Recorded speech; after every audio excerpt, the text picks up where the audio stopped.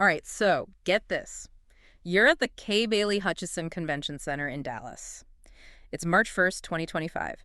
And man, the energy is insane. It's the NCA All-Star National Championship, like the Super Bowl of cheerleading, Hmm. thousands of athletes, their families, the roar of the crowd, months of work, everything comes down to this. It's intense. It is. But then, boom, a sound, and suddenly everybody's moving, rushing, and it's just total chaos. It's wild how quickly things can shift. Right.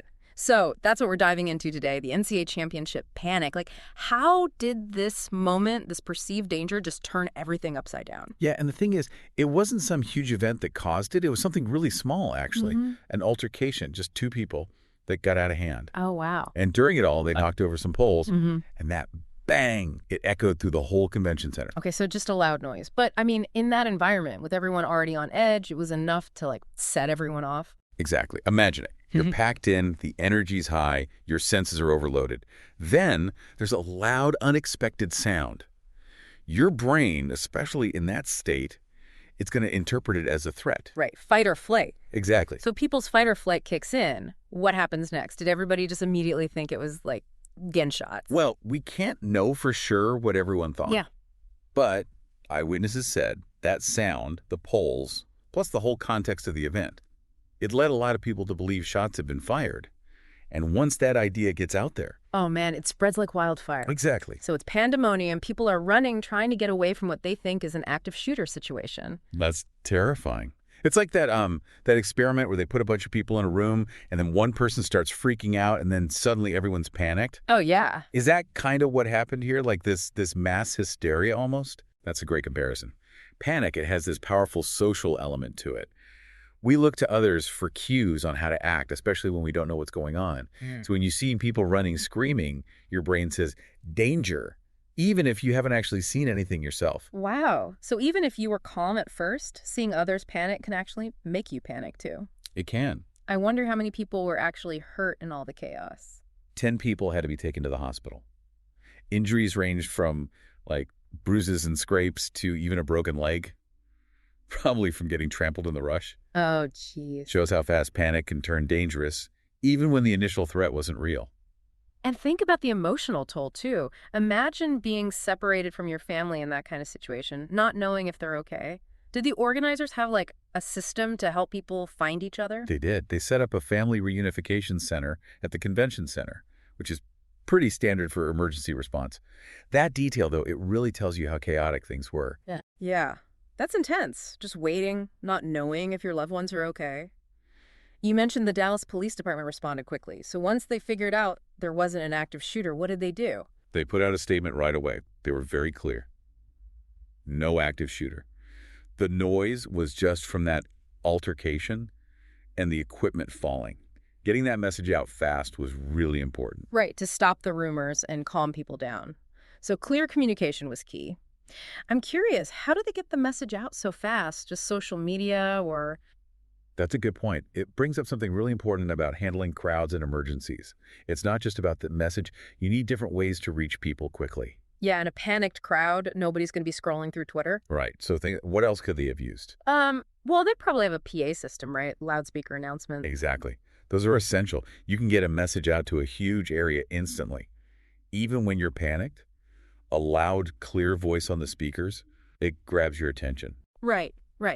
So quick action by the police, a clear message, using different ways to communicate, it all helped to contain the situation. It's kind of crazy to think how many things had to go right to keep it from getting even worse. Absolutely. And it really shows that even though it was a false alarm that started the panic, how the authorities responded and the systems they had in place, that made a big difference. But even with a fast response, the event was still disrupted. So what happened after things calmed down a bit? Well, the NCA, they had to make a tough call. They suspended everything for the rest of Saturday. Makes sense, though. Yeah, safety first. Exactly. Everybody needed to calm down and process what had just happened. But to have a national championship, something these athletes have worked towards for so long, to have it stopped like that, I bet that was a huge letdown. It definitely was. It's tough. Right. You have to think about everyone's safety, which is top priority, of course. Yeah. But then you also have these athletes who've dedicated so much to get to this point. Yeah, tough situation all around. So what happened next? Did they just cancel the rest of the competition? No. thankfully. Yeah. They were able to resume everything on Sunday, March 2nd, but with a lot more security, obviously. It really shows how resilient the cheerleading community is, that they could come back and finish what they started. That's amazing. Bouncing back after something so scary, it says a lot about their dedication to the sport and how they can overcome tough times, but it also makes me wonder about the long-term effects, not just for the athletes, but for everyone who was there. Is that something we'll be getting into later? Absolutely. We'll definitely be exploring the psychological impact and how important it is to offer support to people who've gone through something like this. It's important to remember, though, even though they did resume the competition, that experience, it probably stuck with a lot of people. Those kinds of events, they can really leave a mark. Yeah, for sure. It's easy to just focus on the physical safety, making sure everyone's okay in the moment, but the emotional side of it, the trauma, that can be just as bad or even worse long term. So, how do you even start to deal with that, especially with so many people involved? Well, I think the first thing is realizing that everyone handles trauma differently. There's no one solution that fits everyone. Hmm. Some people, they might need to talk to a therapist. Others, maybe they just need to talk to friends and family. Right. And for the athletes specifically, was there any support for them to help them, work through all that and still be able to compete? It just seems like a lot to process. Yeah, you're right. It is a lot to ask. And from what we know, the NCA, they did offer counseling services, support groups too, for the athletes, the coaches, their families. Hmm. It's really important to give people a safe space to talk about how they're feeling and, process what they went through. Makes sense. It's not just about getting back out there and competing. It's about recognizing that the event happened and giving people the help they need to heal. Right. And this whole thing, as scary as it was, it can actually teach us something. It makes us think about how prepared we are, both individually and as a society, for these kinds of situations. So let's talk about that. What can we learn from the NCAA championship panic? And how can we use those lessons to prevent something like this from happening again? One of the biggest takeaways, I think, is how crucial crowd management is and emergency preparedness, Yeah. especially in these big venues. I mean, think about it. We're in huge crowds all the time for sports, concerts, all sorts of things.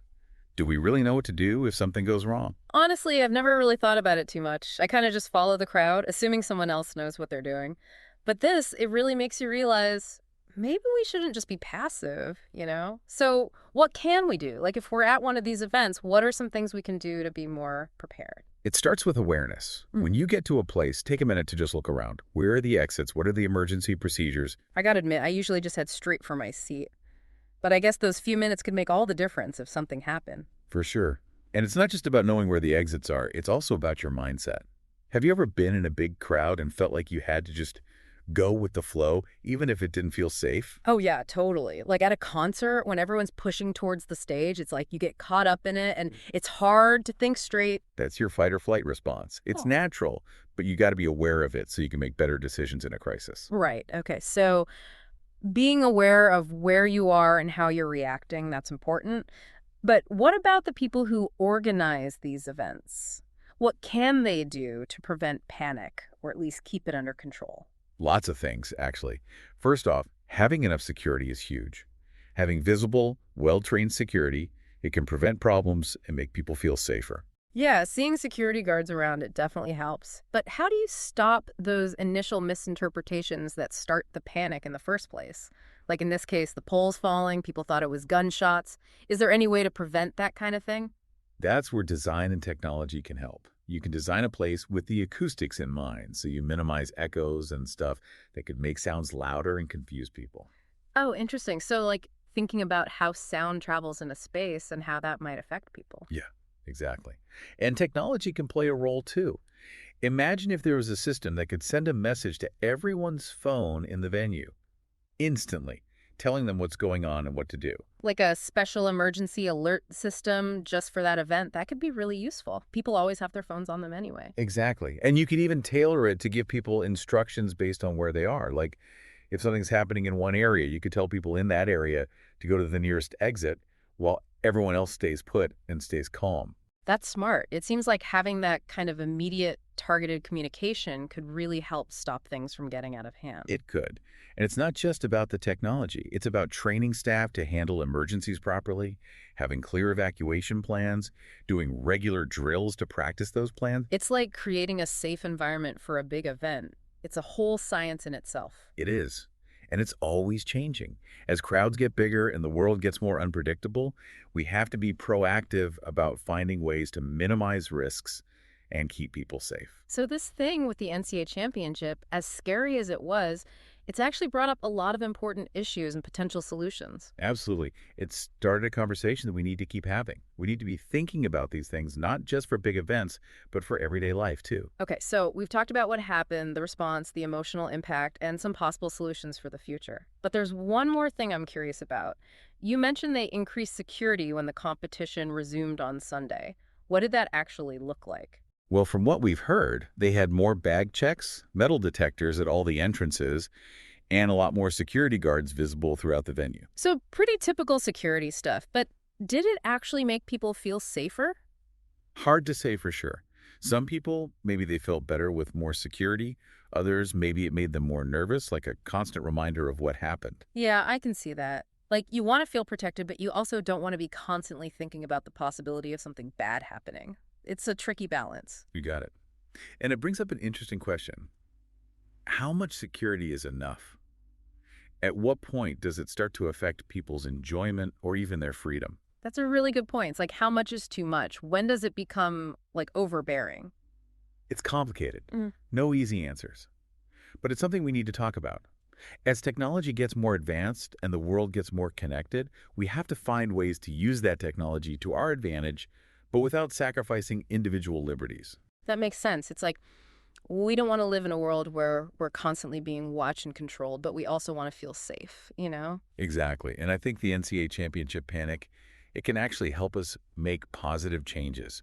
It forces us to face these tough questions and really think about how we can create a safer, more resilient world. Okay, so let's switch gears a bit. There's something that really stood out to me about all this. We've been talking about the panic, the fear, the security measures, but there's another side to this. The cheerleading community, they were so resilient. Absolutely. Amidst all the chaos and fear, there were also countless acts of kindness, courage, people helping each other out. Yeah, like the athletes coming back to compete the next day. That takes guts. It's like they refuse to let fear win. It is. And it shows how powerful community can be, how people come together when things get tough. Think about it. These athletes, they'd trained for months, some for years, for this moment. And then boom, everything's different. Yeah, their world got flipped upside down. But they didn't give up. They supported each other, rallied together, and found a way to keep going. It's a great reminder that even when things are really bad, there's always hope.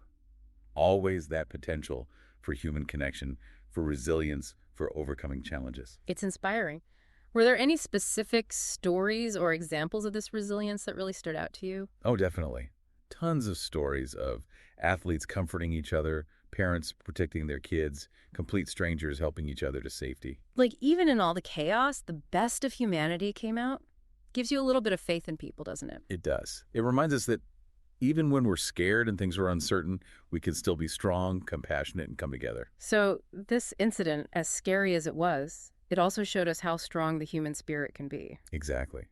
And something we shouldn't forget, because as we deal with a world that's increasingly complicated and unpredictable, we need that resilience, that sense of community, more than ever. Okay, so we've talked about being prepared, the importance of security, and how incredibly resilient the cheerleading community was. But this deep dive, it's not just about understanding what happened, it's about taking those lessons and applying them to our own lives. You're absolutely right. So let's turn it over to you, the listener. Imagine you're at a big event, like a concert, a game, even a crowded mall. Knowing what we know now, what would you do to stay safe and make sure the people around you are safe too? That's a great question to think about. And it's not just about big events, right? Like this kind of awareness, this preparedness, we can use it every day. For sure. It's about paying attention, being observant, and having a plan. It's about shifting our mindset, going from reacting to things to actually being proactive about safety. Exactly.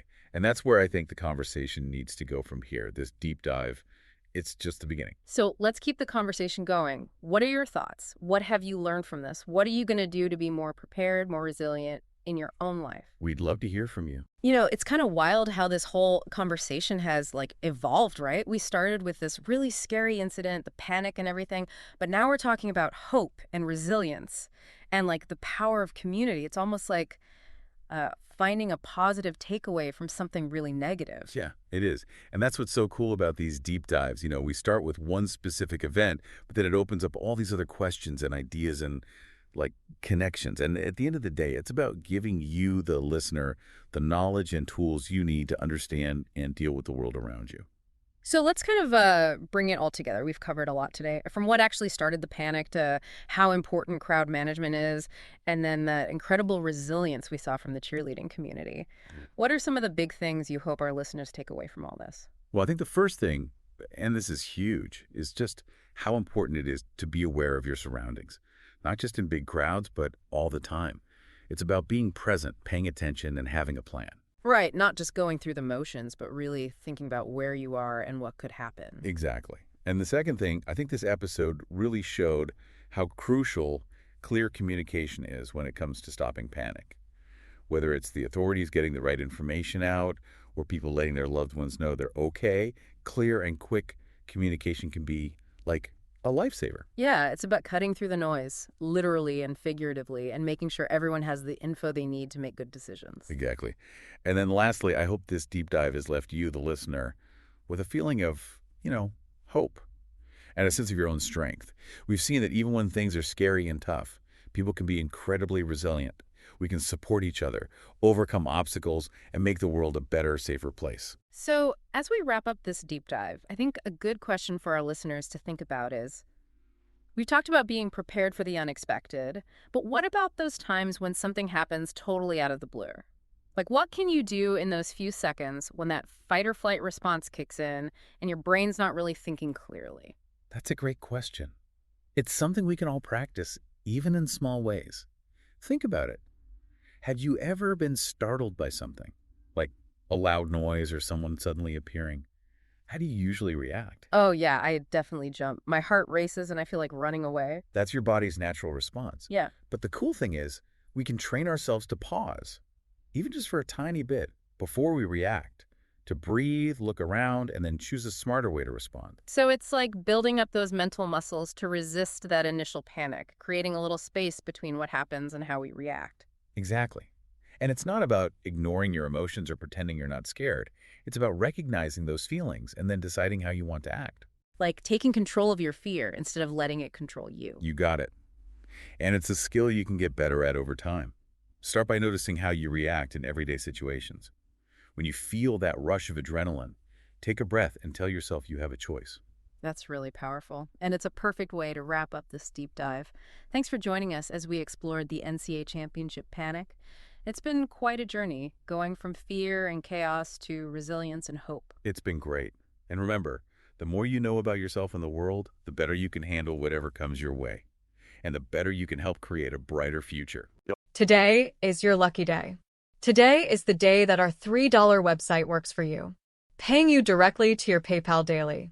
Imagine $3 ongoing continuous payments to your PayPal account. Imagine falling asleep and waking up to $300 in your PayPal account. How would this make you feel? How could this help you?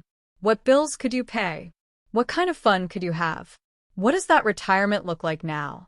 All for a one-time payment of $3. This website is DFY done for you, fully built and completely hosted, and never stops collecting payments for you. You have spent $3 on coffee on a regular, but that coffee won't help you create multiple streams of income. Click the link below.